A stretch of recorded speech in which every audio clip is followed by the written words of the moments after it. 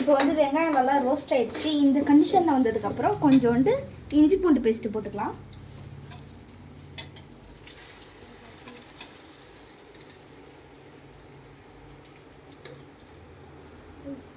இஞ்சி பூண்டு பேஸ்ட்டு போட்டுட்டு நெக்ஸ்ட்டு கிண்டிக்கலாம். அடுப்பை ஹையில் வச்சுக்கலாம். இப்போ நல்லா கிண்டினதுக்கப்புறம் மஞ்சள்தூள் 1/2 டீஸ்பூன் போட்டுக்கலாம். இப்போ நல்லா கிண்டிக்கலாம். இப்போ நெக்ஸ்ட்டு தக்காளி கூட புதினாவும் கட் பண்ணி வச்சுருக்கோம். அதையும் எடுத்து நம்ம மிக்ஸ் பண்ணிக்கலாம்.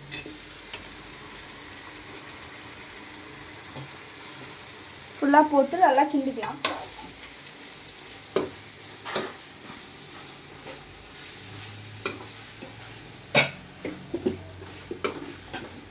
நல்லா இது மாதிரி கிண்டிக்கணும். மஞ்சள்லாம் அதில் ஊறணும். நெக்ஸ்ட்டு வந்து கல் உப்பு.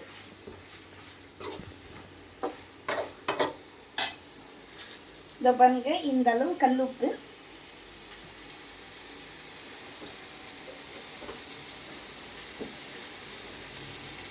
போட்டுக்கலாம். போட்டு நல்லா அந்த உப்பு இதுவாகிற வரைக்கும் கிண்டிக்கலாம்.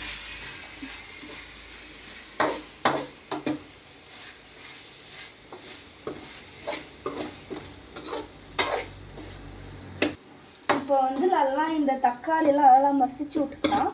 இது மாதிரி ஆனதுக்கப்புறம் 3 பச்சை மிளகாய் கீரி இதை போட்டுக்கலாம். போட்டு கொஞ்சம் லைட்டாக கிண்டிக்கலாம். இப்போ வந்து கரம் மசாலா போட்டுக்கலாம். போட்டுட்டு நம்ம மறுபடியும் நல்லா கிண்டிக்கலாம். நல்லா இந்த கண்டிஷனில் வந்ததுக்கப்புறம் அடுப்பை கொஞ்சம் மீடியம் இதில் வச்சுக்கலாம். இப்போ வந்து தேங்காய், முந்திரி, அதுக்கப்புறம் புதினா, சோம்பு போட்டு நம்ம இப்போ வந்து இதை அரைச்சிக்கலாம். இப்போ வந்து இது மாதிரி நல்லா ஆகின கண்டிஷனில் வீட்டு மிளகாத்தூள் நம்ம அரைச்சதை எடுத்து இதில் கொஞ்சம் போட்டுக்கலாம். போட்டு நல்லா அடியோடு கிண்டிக்கலாம். ஏன்னா அப்போ தான் சாறு எல்லாம் வரும். போட்டுட்டு உங்களுக்கு சிக்கன் மசாலா வேணும்னா நீங்கள் போட்டுக்கலாம். அதுக்கப்புறம் நம்ம அரைச்சி வச்ச அந்த தேங்காய் சோம்புலாம் அரைச்சோல்ல அதை போட்டுக்கலாம்.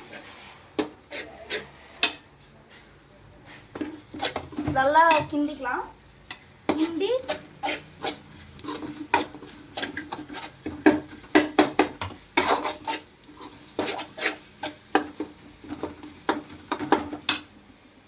இப்போ வந்து நம்ம அரைச்சி வச்ச தேங்காய் சோம்பு அதை கொஞ்சம் தண்ணி ஊற்றிக்கிறேன். தண்ணி ஊற்றிட்டு இதை அதோட மிக்ஸ் பண்ணிக்கலாம். இப்போ வந்து குழம்பு எல்லாம் கொதிச்சு வந்ததுக்கப்புறம் நம்ம வந்து காலிஃப்ளவர் வந்து நம்ம காலிஃப்ளவரை வந்து கழுவி சுத்தண்ணியில் போட்டு வேக வச்சுருக்கோம். இதை வந்து கொதிக்கிற கண்டிஷன்லேயே போட்டுடலாம். போடும்போது பார்த்து போடணும். சில பேர் கேட்பீங்க ஏன் நம்ம ஃபஸ்ட்டே காலிஃப்ளவர் போடக்கூடாதுன்னு. காலிஃப்ளவர் வந்து நம்ம கொதிச்சு வரும்போது போட்டால் அது வேகிற கண்டிஷனும் கரெக்டாக இருக்கும். நம்ம முன்னாடியே போட்டால் அது வெந்து உடஞ்சி நம்மளுக்கு அந்த அழகான ஷேப் வராது. ஸோ அதனால் நம்ம கொதிச்சு வரும்போது எல்லா காலிஃப்ளவரையும் போட்டுக்கலாம்.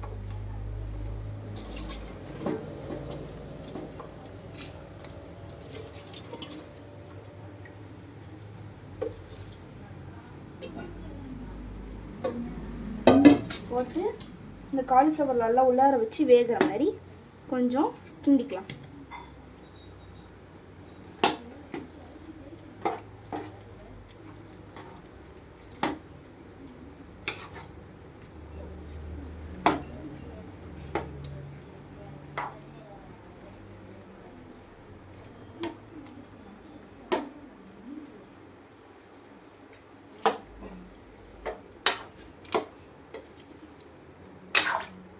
இதோ இந்த மாதிரி நல்லா உள்ளார போகிற அளவுக்கு நம்ம கிண்டிக்கலாம்.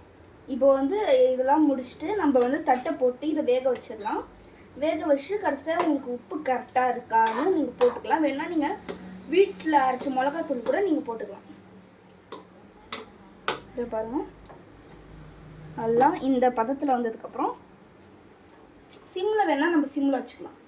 உங்களுக்கு எங்கேயாச்சும் வேலை இருந்தால் நம்ம சிம்மில் வச்சுக்கலாம். ஏன்னா நான் கொஞ்சம் மீடியம் ஸ்டவ்வில் வச்சுக்கிறேன். இப்போது தட்டு எடுத்து நம்ம முடிக்கலாம். வெங்காயம் கட் பண்ண தட்டு தான், அது எந்த பிரச்சனையும் இல்லை, முடிக்கலாம்.